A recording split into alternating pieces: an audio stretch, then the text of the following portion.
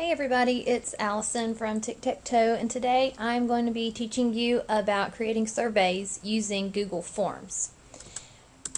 We're going to be addressing the following 4 questions during this presentation. The first is, what exactly is Google Forms? How do I access Google Forms? How do I create a basic form? And what happens when the surveys are complete? So let's get started with what exactly is a Google Form. Google Forms is one of the many apps that's provided to you free by Google. It's a quick and easy way to collect information from a select group of people, and it tabulates it all into a neat and clean spreadsheet online. And because it's web-based, it can be accessed from almost anywhere, and that includes your smartphones, tablets, laptops, etc. And it's customizable, and it provides the survey creator with instant data. You get instant results.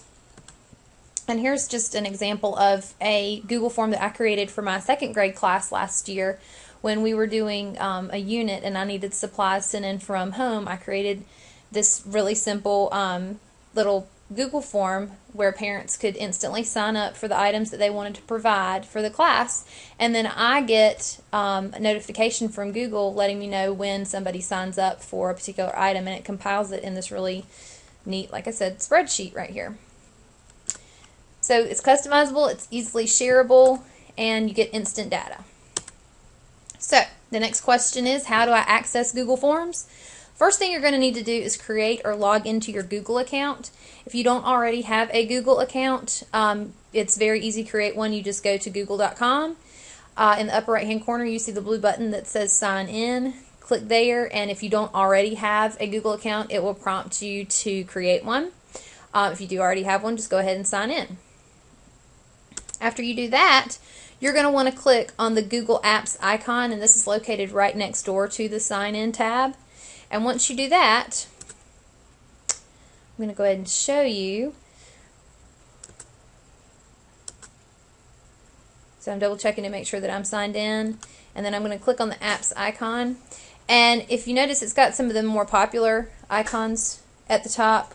Google Maps, Google Drive, you may be familiar with that, with Gmail, with Google+, and then if you click more, it's going to bring up a few more items. I still don't see Google Forms, so I'm going to go to even more from Google, and then it's going to bring up all of the apps that they offer. And if you scroll down to their Home and Office tab, if you see that right there, over here on the right hand side is Google Forms. And when it first pops up, it's going to have an untitled form. So if you already have in mind what you want to use this for, as far as what kind of survey you want to create, you can go ahead and give it a title. For today's training, I'm going to be creating a simple quiz questionnaire. So we're going to call this Weather Quiz. Oh, after we take it off caps locks. Weather quiz.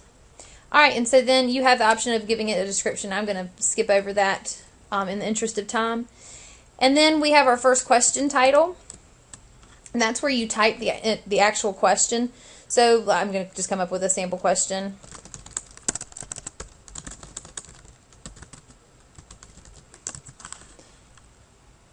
And you have the option of using text as your answer output, a paragraph text, multiple choice, checks boxes, choose from a list, a Likert scale, a grid, a date, and a time. For this, since it's a quiz, I'm going to leave it as multiple choice.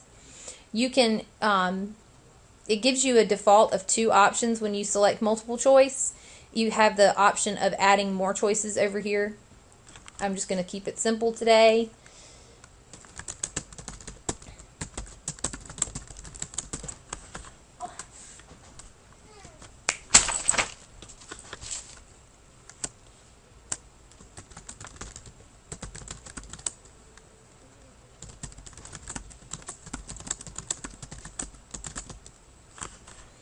And then you select done, and it's added that question. If at any time you want to go back and edit a question on a quiz or a survey, if you just hover over top of it, if you notice that when I'm away from it it's white, when I hover over it it's light gray. If you click on the pencil is kind of the universal symbol now for edit. If you want to delete a question, you can hover over the trash can and delete it. If you wanted to duplicate the question, you can choose this middle icon here and it will actually duplicate that question again. Alright, so I'm ready to move on. I want to add another item, so I click on add item and it's giving me another question. So this time I want this to be a short answer question, so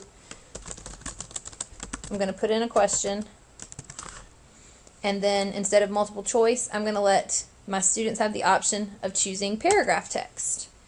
And so now they're going to have this box to pop up when they're taking this quiz or this survey, and they can type in their answer. If you're strictly creating a survey to give like your parents or your students and you want to have an open-ended question, this would be a good choice for that type of question.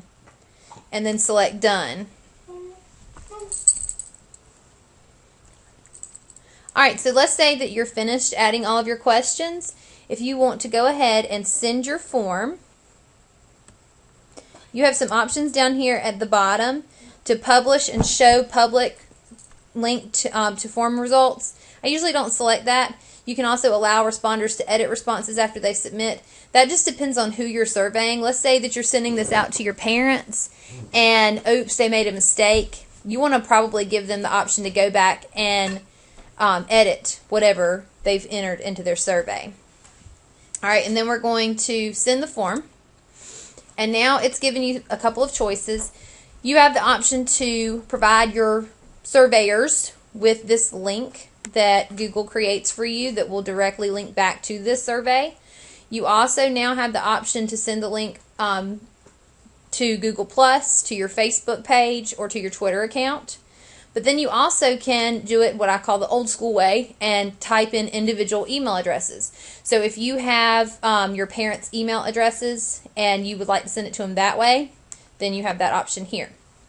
I'm going to take this link and I'm actually going to choose to embed it, and it's going to give me an embed code.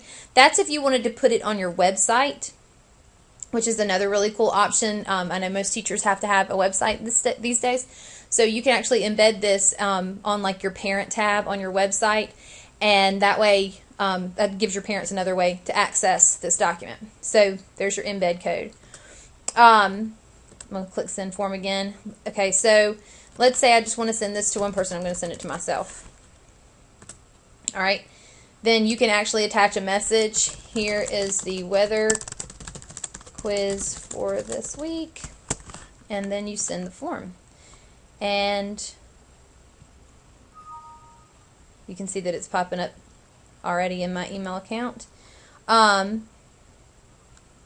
it's going to ask you after you have sent this out, do you want to create a new spreadsheet with the responses or keep responses only in forms? That's really a personal choice. I'm going to keep responses only in this form. So now just to show you what it's going to look like on the email side of the form, once my email opens. Okay, it says here's the weather quiz for the week. There's my message that I sent. If you're having trouble viewing or submitting, fill it out in Google Forms. Alright, we're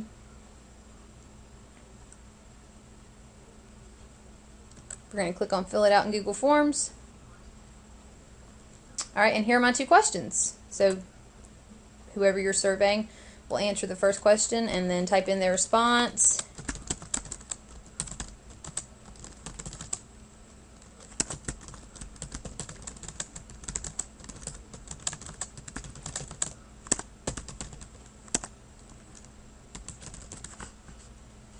Wow.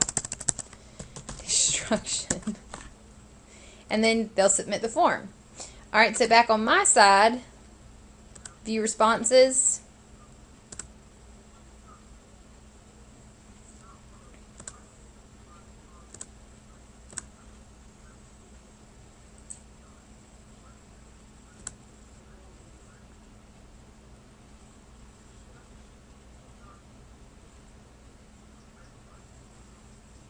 And there you can see what I just typed in. And it will give you a date and a timestamp of when the responses come in.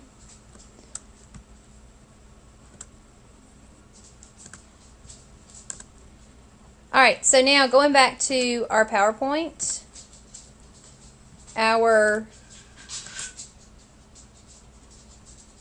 third question was, how do I create a basic form? We've gone over that. The last question is, what happens when my surveys are complete? Well, like I just showed you, you have the option to keep going back and viewing the responses.